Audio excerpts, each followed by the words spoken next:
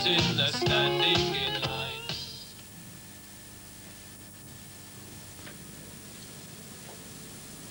Good morning and welcome to the Alternative Chat Show. Our theme this week is unemployment and its various aspects concerning young people. The following discussions will hopefully shed some light on unemployment, the general social pressures stemming from unemployment, and leisure activities for the unemployed. To begin with, I would like to introduce Tom Reid and Mark Dees on the issue of unemployment.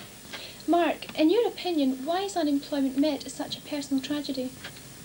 Because having a job in today's society is seen as having a purpose. People are not educated in school to cope with having loads of spare time and basically no money whatsoever. Now, Mark, we've established unemployment as a great social tragedy, but what are the main causes of this current level of high unemployment? The main causes, in my opinion, are decline of major industry over recent years. This has been brought about by lack of investment by big business. This has resulted in a decline of capitalism. There is basically no way out of this decline. This is not just a sort of slump. This is the decline. This is the death throes of capitalism. Also responsible are technological advancements, which have rendered large numbers of workers no longer, redundant. They're no longer required to operate machines in factories. Now, in these days of high unemployment, why is being unemployed in the 80s a special problem? Because the cost of living is so high, and things just don't look like getting any better. As I've said, capitalism is in decline because of the lack of investment, and there's been a massive clampdown on the welfare state, which means that people who are unemployed cannot be allowed to have a decent standard of living because the payments that are made to them are so low. Now, I've seen many clear signs in recent days that people's large-scale disillusionment with the system as a whole, say the March for Jobs, the Inner City Riots of 1981, the miners' strike. Why do you think that, as of now, people are so greatly disillusioned? Because there have been so many closures in recent years since the Tory government came to power in 1979. And because of these closures and massive unemployment, I think that many of today's youth have lost confidence in the government altogether, and I think they feel that there is no future whatsoever in this country. Well, I hope that sheds some light on this vexed topic. Thank you, Mark Dees. Now we have Susan Nielsen and Ewan Crow commenting on the current social pressures on young people. Ewan, what are the main social pressures which affect young people? The main social pressures which all stem from unemployment are things like drinking, drug abuse and general crime. These, I think, are used as a means of escape from the seemingly endless nothing that surrounds young people, and everything they do seems to lead to a dead end. I think it's this lack of hope amongst young people that leads to this problem. Does alcohol produce a large social problem? Yes, very much so. The consumption of alcohol in years. People are starting drinking at an earlier age. To start with, the persuasion factor from young people's peer groups that causes them to drink. Also, the present depressing outlook concerning unemployment contributes largely to the abuse of alcohol.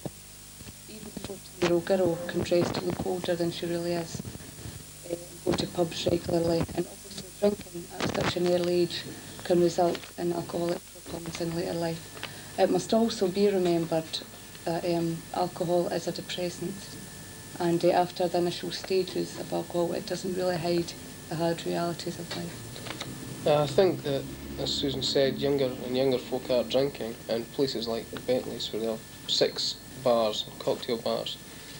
A lot of young folk go out, dress up, and a drink is as much part of the fashion image at these sort of places as your Nick Kershaw haircut and stuff like this. And as surveys have been done, and it is shown that younger and younger people are drinking, and even people as young as 14 have signed on to Alcoholics Anonymous with serious drink problems. Is unemployment a direct cause of drug abuse? Yes, very much so. The use of drugs has risen dramatically in the past couple of years. People as young as 12 have been known to take drugs. The biggest problem rather is the increased use of heroin, which is a very physically addictive drug. Before, drugs were normally taken by hippie-orientated people, but it's clear now that people from all walks of life and social class have been known to become the victims of heroin. The drug pushers, especially in the large city areas, are all too ready to sell drugs to young people who, because of their vulnerability, assume that it'll take them away from the harsh realities of life, and it is a false assumption. Of course, enormous amounts of money can be spent every week for the person's daily fix, so there's a rise in the crime rate. Yeah, I think with some addicts spending well over £100 a day, it's obvious that the crime rate will rise. Muggings, theft and other forms of robbery, such as holding up small post offices and small shops, it's inevitable that these will rise, and in fact have risen. Unfortunately, old folk seem to be most at risk, perhaps because they are less careful to whom they open the door to. If he's a nice young man, they'll open the door if he seems official. The old folk seem to be preyed upon because it's assumed that Granny still has £200 or £300 under the mattress in a biscuit tin. And I think this is less and less true. However, the old folk are still preyed upon.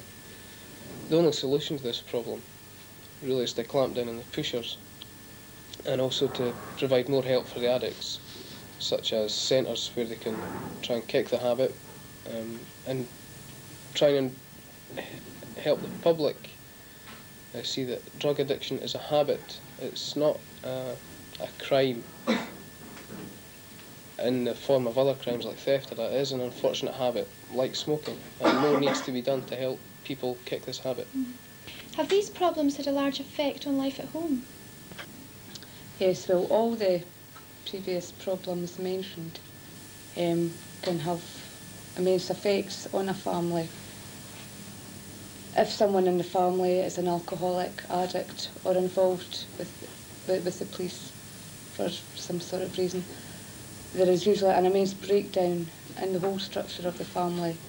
Even at the best of times in a normal family, there's normally slight friction with an adolescent or if a young person is on the dole. And of course the effects are multiplied by the factors.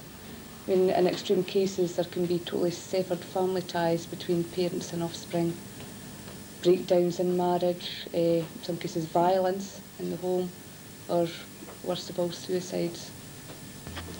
As well as these things affecting established families, young people trying to set up a house or family have problems with trying to get mortgages and stuff, and these pressures bear on them, the social pressures to have a marriage that is going to last, the usual 2.4 kids and a house and a car and a drive.